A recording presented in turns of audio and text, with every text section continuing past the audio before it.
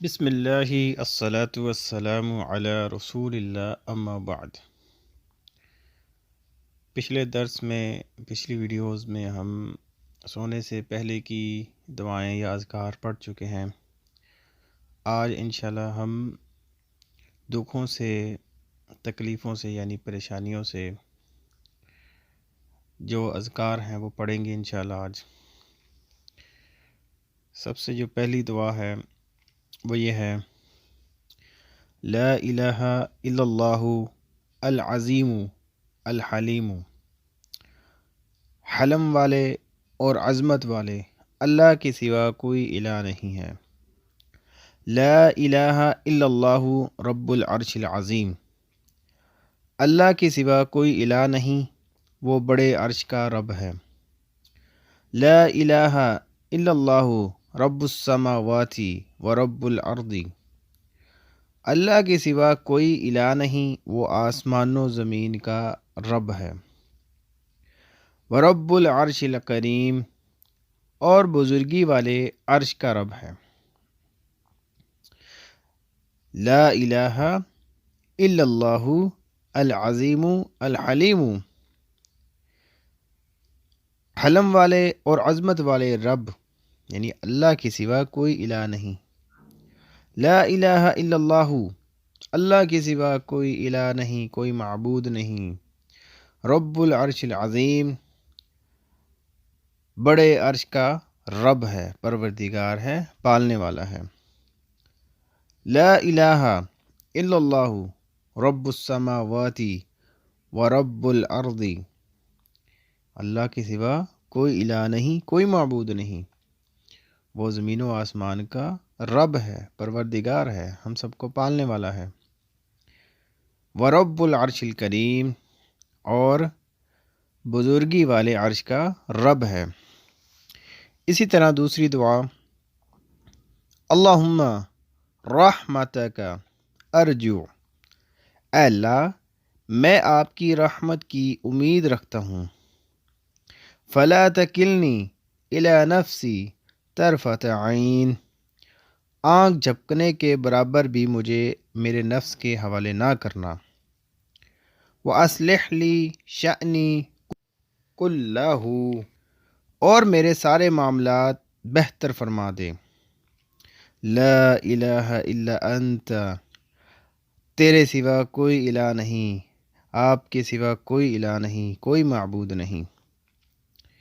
اللہم رحمتک ارجو، اے اللہ میں آپ کی رحمت کی امید رکھتا ہوں۔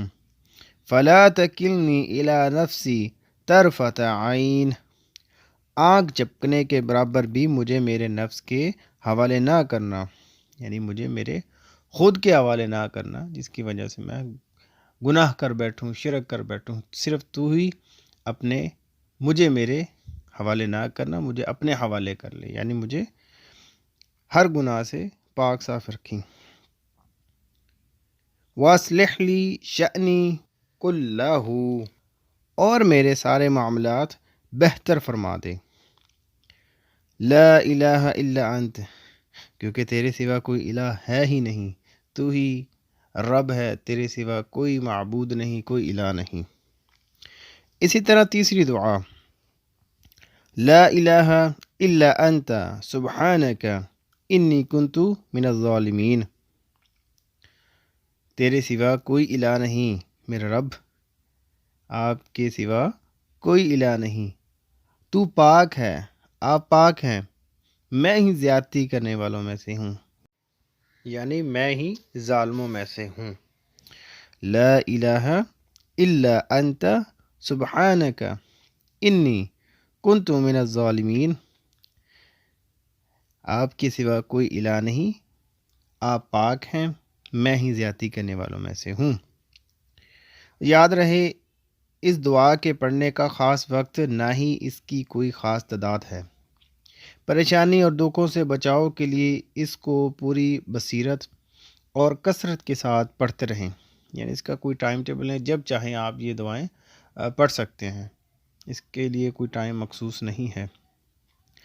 اسی طرح چوتھی دعا: اللہم انی اعوذ بک من الحم، اے میرے اللہ میں مصیبت، والحزن غم، والعجز بے بسی، والکسل سستی، والبخل اور بخیلی، والجبن بزدلی، وضلع الدین سخت قرض سے تیری پناہ میں آتا ہوں، وغلبۃ الرجال اور لوگوں کے غلبے سے تیری پناہ میں آتا ہوں۔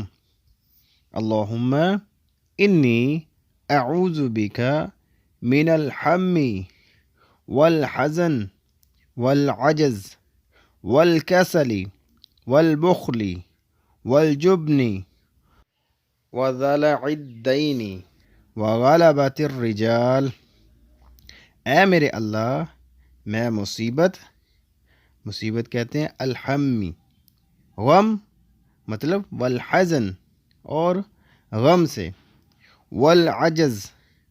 والعجزی او والعجز بے بسی، والکسلی سستی، والبخل اور بخیلی، والجبنی بزدلی سے، وضلع الدین اور سخت قرض سے تیری پناہ میں آتا ہوں، وغلبۃ الرجال اور لوگوں کے غلبے سے تیری پناہ میں آتا ہوں۔ اللہم انی اعوذ بک من الہم والحزن والعجز والکسل والبخل والجبن وضلع الدین وغلبۃ الرجال، اے میرے اللہ میں مصیبت، غم، بے بسی، سستی، بخیلی، بزدلی، سخت قرض اور لوگوں کے غلبے سے تیری پناہ میں آتا ہوں۔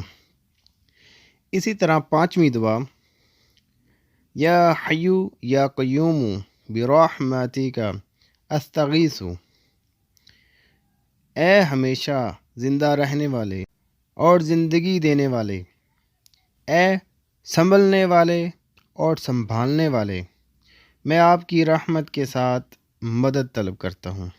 یا حیو یا قیوم، اے ہمیشہ زندہ رہنے والے اور زندگی دینے والے، یا قیوم اے سنبھلنے والے اور سنبھالنے والے، برحمتک استغیث میں آپ کی رحمت کے ساتھ مدد طلب کرتا ہوں۔ اللہ تعالیٰ قرآن میں فرماتا ہے وَلَنَبْلُوَنَّكُمْ بِشَيْءٍ مِّنَ الْخَوْفِ وَالْجُوعِ وَنَقْصٍ مِّنَ الْأَمْوَالِ وَالْأَنفُسِ وَالثَّمَرَاتِ وَبَشِّرِ الصَّابِرِينَ، سورۃ البقرہ کی آیت نمبر 155 ہے۔ اور ہم تمہیں کچھ خوف، بھوک، مال، جان اور پھلوں کے نقصان سے ضرور آزمائیں گے، اور آپ صبر کرنے والوں کو خوشخبری سنا دیجیے۔ یعنی دنیا میں رہتا انسان ہر پریشانی، غم سے ہو کر ہی گزرتا ہے۔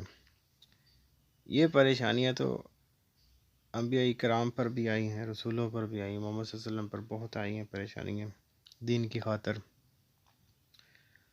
یعنی اپنے خوف، بھوک، کبھی کھانا ملنا، کبھی نہ ملنا، غریبی، امیری، مال کبھی زیادہ کبھی کم، اپنی جان پہ یعنی تکلیف کو برداشت کرنا، صبر کرنا، پھلوں کے نقصانات سے صبر کرنا، ایسے لوگوں کے لیے اللہ تعالیٰ نے خوشخبری سنائی ہے۔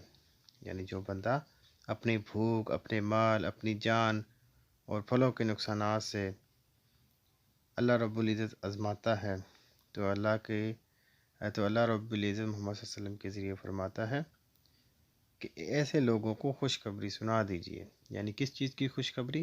جنت کی خوشخبری سنا دیجیے۔ یعنی دکھ جو ہیں وہ آتے رہیں گے، کبھی ختم نہیں ہوں گے۔ اسی طرح حدیث مبارکہ میں جامعہ ترمذی کی حدیث ہے، اللہ کے نبی فرماتے ہیں ایمان والے مرد اور ایمان والی عورت پر اس کی ذات، اس کی اولاد اور اس کی مالی معاملات میں آزمائشوں کا سلسلہ جاری رہتا ہے، اور ان پر صبر کرنے کی وجہ سے جب اس کی اللہ سے ملاقات ہوتی ہے تو اس کا نامہ اعمال ہر قسم کے گناہ سے دھبے سے پاک کر دیا جاتا ہے۔ دیکھیں، دنیا کی زندگی میں ہر انسان پر آزمائش اور پریشانیاں آتی ہیں، نیک ہو یا بد دونوں، یعنی نیک ہو یا برا ہو، بد ہو، دونوں پر مصائب اور تکالیف آتی رہتی ہیں، اور اس کی وجہ سے یہ ہے کہ دنیا آزمائش خانہ ہے، یہاں ہر ایک کو دکھ دے کر آزمایا جاتا ہے۔ کسی کے نیک ہونے کا یہ مطلب ہرگز نہیں ہے کہ اس پر کوئی آزمائش نہ آئے۔ پریشانی اور آزمائش سے نبی اور رسول بھی محفوظ نہیں رہے، لیکن یہاں سمجھنے والی ضروری بات یہ ہے کہ اللہ تعالیٰ سے پریشانیوں اور تکلیفوں سے بچنے کی دعا کرتے رہنا چاہیے، اور اگر کسی طرح کی پریشانی آ بھی جائے تو پھر تکلیف دہ صورتحال میں بھی اللہ تعالیٰ سے چمٹ کر رہنا چاہیے، اور تکلیف اور پریشانی سے بچنے کے لیے اسی کے دروازے پر آنا چاہیے۔ ہمارے ہاں پریشانی اور مصیبت میں لوگ دو طرح کے خطرناک گناہ کرتے ہیں۔ ایک کا نام ہے شرک، یعنی اللہ رب العزت کے علاوہ حصے دار ٹھہرانا، تعویذات پہن لیے، اس طرح کے کام کر لیے، اور دوسرا صبر نہ کرنا، اور دوسرے کا نام بے صبری ہے، صبر نہ کرنا۔ مسلمان بھائیوں، یاد رکھو، ایمان کی حالت میں آنے والی ہر پریشانی باعث اجر، ثواب، باعث بخشش، باعث قرب الہی اور باعث رحمت اور باعث جنت ہے۔ اللہ نہ کرے زندگی میں کوئی بھی پریشانی آ جائے تو اللہ تعالیٰ سے مدرجہ ذیل دعائیں پڑھتے رہیں اور اس سے خیر کی امید رکھیں، اسی میں دونوں جہانوں کی سعادت ہے، کامیابی ہے۔ ہم نے 5 دعائیں یا اذکار پڑھ لیے ہیں۔ انشاءاللہ جو نیکسٹ ویڈیو ہوگی ہماری اس میں 3 دعائیں ہیں، 6، 7، 8۔ انشاءاللہ ہم نیکسٹ ویڈیو میں پڑھیں گے۔ اللہ تعالیٰ سے دعا ہے کہ اللہ تعالیٰ ہمیں ان دعاؤں کو یاد کرنے کی ہمت دے، طاقت دے، سمجھنے کی توفیق دے۔ وما توفیقی الا باللہ۔